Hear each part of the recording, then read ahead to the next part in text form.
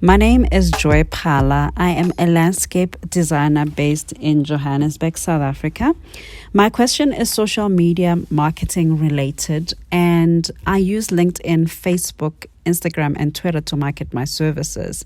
And I'll usually post pictures of completed projects. Now, that remains a very small pool of content to pull from. My question is, when I don't have completed projects, what else would you like to see as a potential customer, as a potential employer? What else would you like to see on my pages that would increase likability and build trust and eventually lead to a sale? Thank you. Thank you so much, Joy. I would say that one thing that a lot of people don't do enough is showing work in progress. Everything is so polished now on Instagram, on LinkedIn, on your actual portfolio.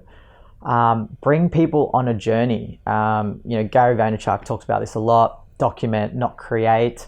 And it's really that. It's take people with you on your work in progress, because that is actually how they're going to be able to connect. Behind the scenes is so underrated. Show the reality of it. Show how tough it can be. Show the intricacies of your craft. Show the ups and downs. That is really how you're going to be able to connect with people, whether it's potential customers, clients, partners, whoever.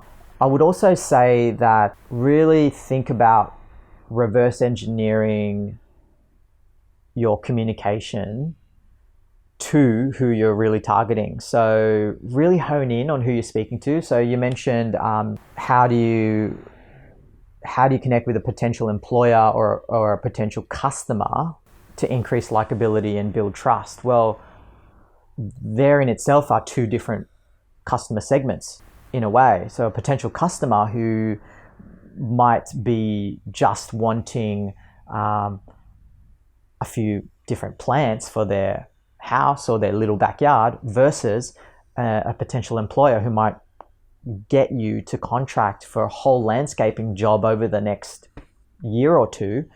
For me, they're two different audiences.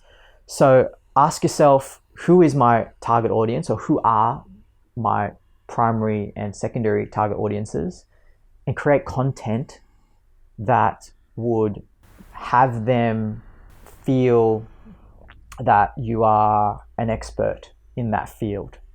So you might want to do a bit of research as to what are the top 5 things that they are feeling that they are looking to solve.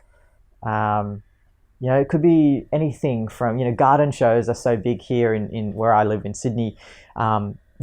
Garden and home renovations and landscaping. It's a huge market. So find out little things that you can really deep dive on, whether it's how to convert your small apartment corner into an oasis, or how to bring fresh air into your warehouse space, or how to ensure that you are building a low maintenance backyard, whatever it is. Reverse engineer who you are speaking to and understand them. If you do not understand them, then go to them and ask questions.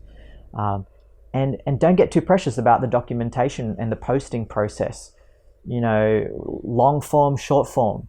Don't get too caught up in it, but go with your minimum frequency. And that frequency might be once a day for some people, might be 5 a day for some people, it might be once a week for some people. But commit to the minimum and make sure that you are creating content that you're not spending too much time dwelling over. Because like I said, sometimes we get lost in the polish. Just take a photo of that thing, create a quick video of that thing, and be consistent, because the reality is it is a long game of building an audience, building a community, whether it's an audience for your business or whether it's an audience of your content. Take the time to meet your minimum, and that might be 10 minutes a day. And I did write a post about this for AIGA, the American Institute of Design, of how 10 minutes a day, that was my minimum and still is, how 10 minutes a day changed my entire life in everything that I approached. So find your minimum and show up to that. Giants, if you enjoyed this video, I invite you to subscribe to my channel, especially if you're an emerging designer looking to be employed, are an established designer navigating your way, or if you're a creative entrepreneur looking to start or grow your business. My goal is to help you cut the guesswork, see the blind spots, and succeed faster.